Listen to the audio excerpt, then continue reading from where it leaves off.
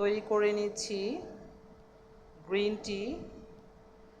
আমরা প্রথমে পানিটাকে জাল দিয়ে ওই যে আদার খোসা, এর আগে আমি একটি স্পেশাল চা তৈরি করেছিলাম, ওখানেও আদার খোসাটা, এটি অবশ্য ড্রাই, আদার খোসাটা ড্রাই, ওটা পানিতে কিছুক্ষণ ফুটিয়ে নিয়েছি, এতে ফ্লেভারটা খুব ভালো আসে। এই যে ফুটানো পানিটা আমরা কাপে ঢেলে নিয়েছি ছেঁকে, এখন এটাতে দিয়ে নিচ্ছি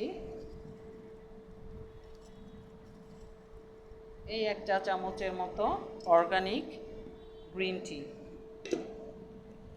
এটা আসলে ইম্পোর্টেড কোয়ালিটির, ইউএসডি সার্টিফাইড আলটিমেট অর্গানিক থেকে কেনা।